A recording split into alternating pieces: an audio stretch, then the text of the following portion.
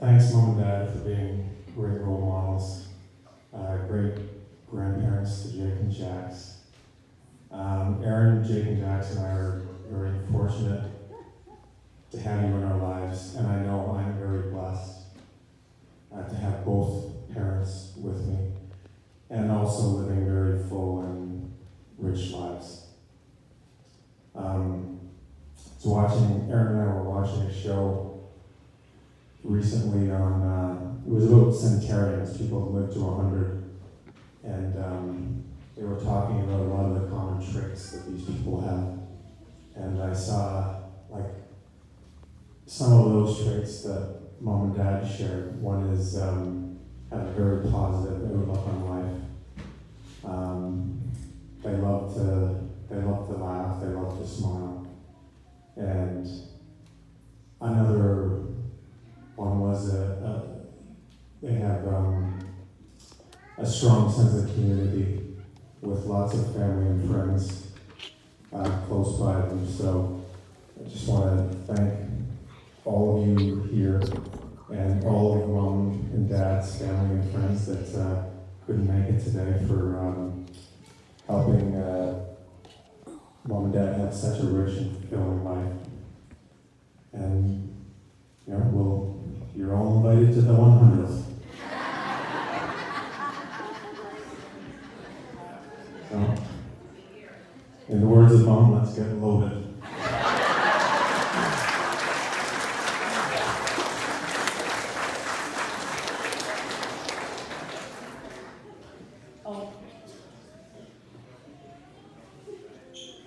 Giving Jillian some instructions on photos.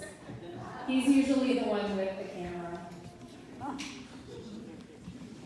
Okay, so starting off with Mom, and thanks everyone for your patience and listening to our words. And there's lots of room. I see there's people in the back if you want to move in from outside. So there's lots of room. Come on in. And a lot of food too, so please help yourself to that. I've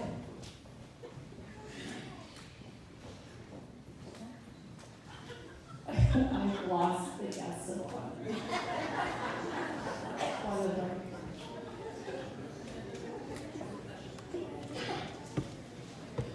Okay, so believe it or not, Mom was not always from Durrow, even though she's very immersed in our community. Before she met Dad, many of you would know that she is from the community of Asphodel, Norwood. She was raised on a family farm with her 3 sisters and 2 brothers. My Uncle Bernie and Aunt Barb, who we are so glad they're here today, still reside at the farm and operate it with the help of their sons. And in fact, it was Aunt Barb and my mom's brother Bernie who introduced Mike Thames to Connie Rosemary Walsh on a blind date back in 69. I always think it's so cute the way Mom will announce that she's heading down home when she's going to Norwood. It's like she's heading off to some far-off land, and she'll write us when she gets there. Although she didn't move too far away from home when she married Dad, she still did move away from her community that she grew up in, and she very much immersed herself in her new community of Durrow. Mom was always so great at the store. She was a friendly face and a welcome smile. In fact, Mom gave up her nursing career to help operate the business alongside Dad and to raise myself and my 3 siblings. I don't ever think I saw her in a mood at the store. She usually reserved that for home. I'm totally kidding. Mom is without a doubt one of the most loving, caring, and genuine people that I know. I admire how she is one of the first to reach out to others when they are in a time of need. Despite her own trials in life, she always pressed forward with great courage and strength. I believe that she draws strength from her experience to help others. She has always been the rock of our family. One of my favorite stories about Mom, this is the roasting part that we're allowed to do. was when she was ordering their wedding invitations. Unbeknownst to Dad, Uncle Jack Holland had got to Mom ahead of time with some information about Dad's name.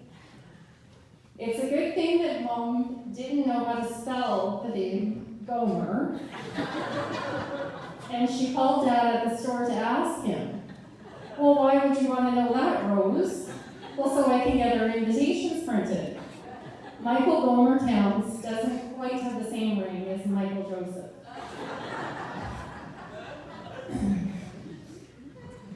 I admire how she always finds time to visit and help out and check in on others.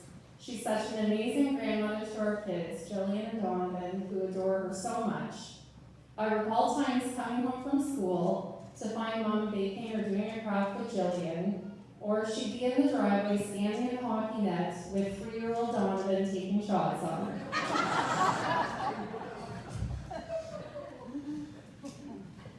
Now, Dad, one of his most endearing qualities is the ability to laugh at himself. He never seems to mind others laughing at his expense. From the time we were kids, he'd tell us stories of his younger days, and he'd have us howling. He'd talk about being in high school gym class and how he'd take a shower and dry off with the t-shirt he'd just been wearing. And then he'd kind of turn his head to the side and mutter to himself, "No wonder I couldn't get a date in high school." It was like it was this big revelation. He'd entertain us with Uncle Bobby stories, our fictitious uncle from Rochester, who lived in the mansion and had trees that grew money. It never did occur to us that Dad always had an Uncle Bobby story to go along with whatever event might be happening in our lives. The town's kids are taking out bowling. Hey kids, did I ever tell you that Uncle Bobby has a bowling alley right in his basement? When he picked us up in his helicopter to go visit him, we got to go bowling. He said all the candy the town's kids want when we got to the concession stand. At Christmas time, hey kids, did I ever tell you how Santa landed on Bob Fair's roof? That was our next door neighbor. On Christmas Eve and the sleigh fell off, and Uncle Bobby helped Santa reload it. Remember that, Dad?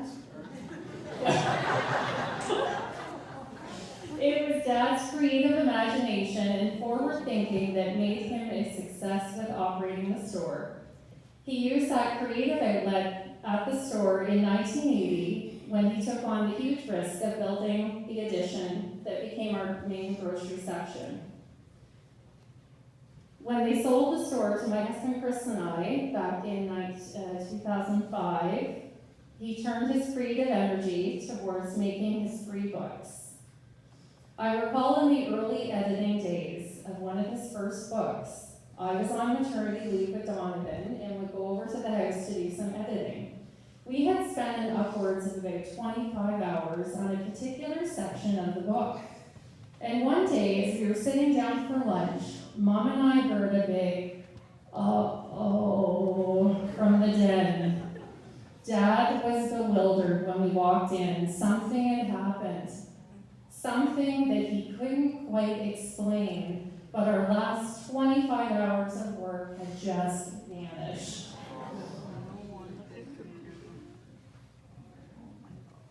It was the next day, sorry, these are like 1:30 a.m. notes. It was the next day that Dad came to us with a confession. Yeah, I think I may know something about what happened to that work yesterday. You know how there's that wheel that turns on the screen when you're saving something? And it tells you that it's saving, and it just kept turning and turning and turning, and it wouldn't stop, so I unplugged the computer.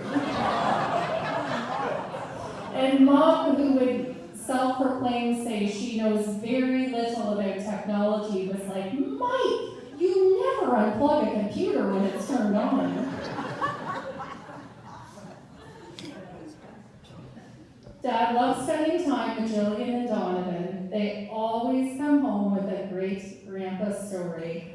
like him trying to get out of his little Nissan car in the Wendy's parking lot, he usually gives us lots of material and lots of laughs. Oh, was it the Mustang, Donald? Okay. Well, it was quite the imitation they did when they got home.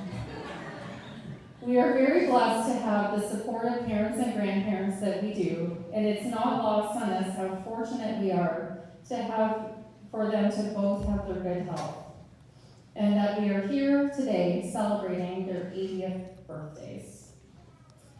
We made a quick decision last night, as Nancy made reference to, that we would speak from youngest to oldest, Nancy being the baby, Mark and I being the twins, and myself being the firstborn of the twins. I savor that 20 minutes that I came into the world ahead of you, Mark, and the advantages that it brings in my life.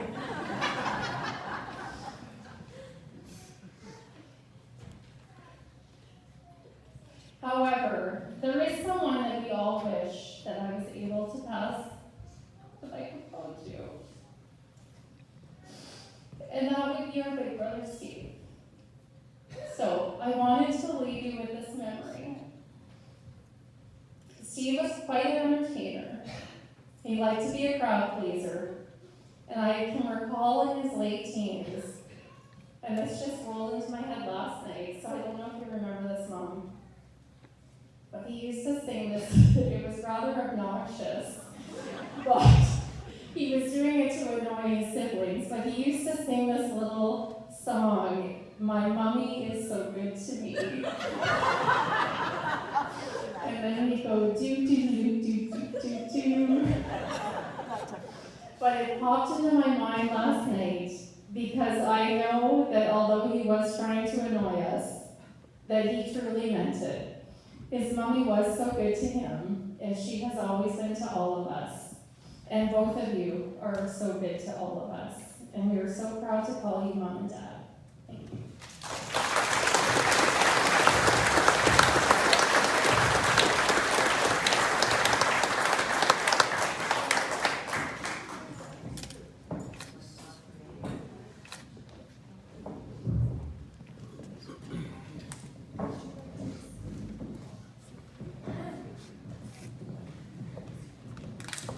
Hi there. My name is Available. Mike.